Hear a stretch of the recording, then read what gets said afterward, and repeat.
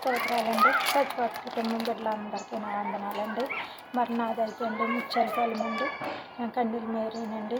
మరి ఎంతగాని 2014లో మరి అయ్యగారికి నెట్ట ఫోన్లు కూడా లేవండి. ఆ టైంలోని మా పెద్ద అబ్బాయి దేశం రావాలనండి నేను ఎంతగానో ఫోన్ చేశానండి మామూలు కాల్కి.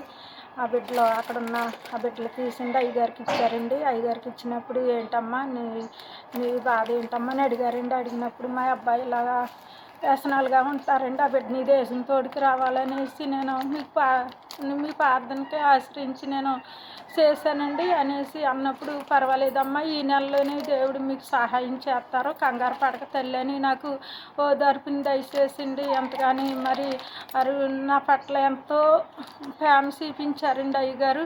ఆ మాట ఆధారం చేసుకునండి నేను ఆ బిడ్డ సమయంలోకి వెళ్ళానండి. వెళ్ళినప్పుడు దేవుడు నాకు ఎంతో కార్యం చేసిండి. నా కుమారుడిని ఇక్కడికి తోడుకొత్తడం జరిగిందండి. మళ్ళీ 2 సంవత్సరాలు చేసుకుని మళ్ళీ ఇంటికి వెళ్ళారండి నా కుమారుడు. అప్పుడు మళ్ళీ అమలాపురం ప్రార్థనకు పంపించానండి. నా పెద్ద కోడల్ని నా కుమారుడిని పెట్టి అక్కడికి చిన్న కాను పెట్టి పంపించానండి. కాంటేసి పెట్టేసుకుని అయ్యగారు మళ్ళీ వెళ్తావయ్యా బాబు నువ్వు కంగారు పడకని నా బిడ్డ నెత్తి మీద తైలం వేసి అభిషేకించి పంపించారండి. మళ్ళీ ఇక్కడికి వస్తాం జరిగిందండి. 2020లో ఇంటికి వెళ్ళిపోయినాక ఆగిపోయినాక మళ్ళీ ఇక్కడికి రావడం జరిగిందండి. మరి దేవుడు మరి సచివ కుటుంబం ప్రార్థన నాకు ఎంతో ఆదరణ ఇచ్చిందండి. కరోనా వైరస్ టైంలో కంగారు పడుతుంటే ఫోన్ చేస్తే కంగారు పడకండి అమ్మ, ఎల్లప్పుడు వస్తాయి జ్వరాలు, ఇప్పుడే కాదు కొత్త ఏం కాదమ్మా అని ధైర్యం ఇచ్చారండి.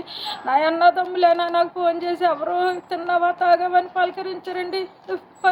రోజుకి 3 సార్లు ప్రార్థనలో మరి అయ్యగారు మమ్మల్ని ఎల్లప్పుడూ ప్రార్థన చేసిండి. మా కొరకు అయ్యి తిన్నారా తాగారని మమ్మల్ని ఎంతగానో ఓదార్పిస్తున్నారండి అయ్యగారు. మా తోడబుట్టు కంటే ఎక్కువగా ప్రేమిస్తున్నారు. ఆయనకి లెక్కలేని వందనాలండి దేవుని పట్ల.